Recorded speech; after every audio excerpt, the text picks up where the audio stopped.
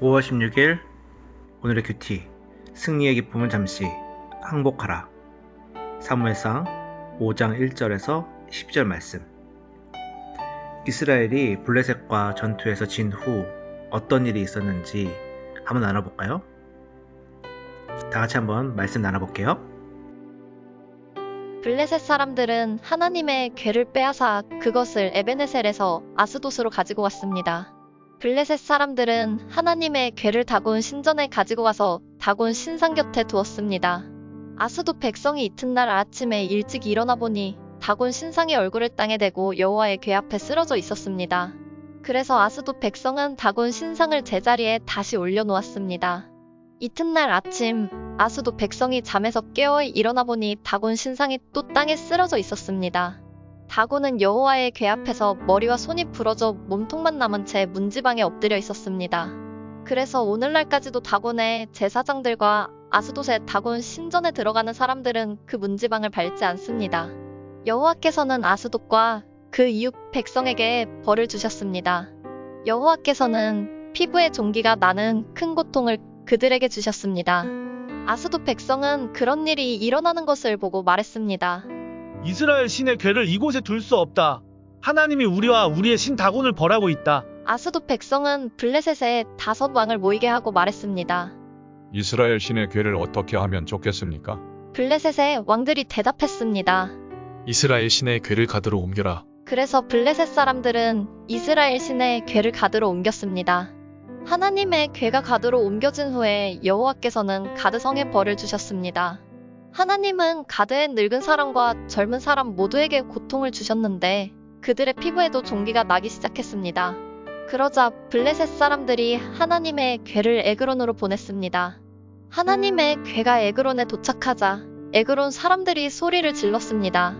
왜 이스라엘 신의 궤를 우리 성으로 가지고 오는 거요? 당신들은 우리와 우리 백성을 죽일 참이요.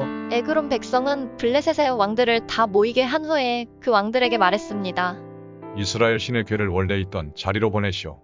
그 하나님의 궤가 우리와 우리 백성을 죽이기 전에 빨리 그렇게 하시오. 그들은 매우 두려워했습니다. 왜냐하면 하나님이 그들을 너무나 무섭게 심판하셨기 때문입니다. 죽지 않고 살아남은 사람은 피부에 종기가 나서 괴로움을 당했습니다. 그래서 온 성읍이 하늘을 향하여 크게 울부짖었습니다. 이전 시간에 이스라엘 백성들의 잘못으로 하나님의 언약궤를 블레셋에게 빼앗긴 사건에 대해 큐티를 나눴죠. 하나님의 언약궤를 빼앗은 블레셋은 아스돗으로 옮기는데 그들의 우상이 하나님 언약궤 앞에 쓰러지고 부서져 버립니다. 그리고 아스돗 백성들은 피부병으로 고통받습니다. 그래서 하나님의 언약궤를 아스돗에서 가드로, 다시 가드에서 에그론으로 보내지만 가드와 에그론 사람들도 피부에 종기가 나서 괴로움을 당합니다. 하나님의 언약궤가 있어야 할 곳이 아닌 하나님을 모독하는 블레셋 백성들에게 하나님은 벌을 내리십니다. 이 일로 인해 율법을 모르는 블레셋조차 하나님의 능력을 인정합니다. 그런데 정작 하나님을 믿는 우리는 어떠한가요? 이스라엘 백성들이 언약궤를 마음대로 사용했듯이 하나님의 뜻을 멋대로 해석하고 내 방식대로 행동하고 있지는 않나요? 하나님의 언약궤가 있어야 할 곳에 있어야 하듯 우리 또한 있어야 할 곳에 있어야 합니다. 하나님의 언약궤를 하나님의 뜻대로 사용해야 하듯 우리 또한 하나님의 뜻대로 행해야 합니다. 앞으로 하나님의 언약궤는 어떻게 될까요? 언약궤를 통해 어떤 말씀을 우리에게 주실까요? 내일 큐티를 기대하며 오늘의 큐티 끝.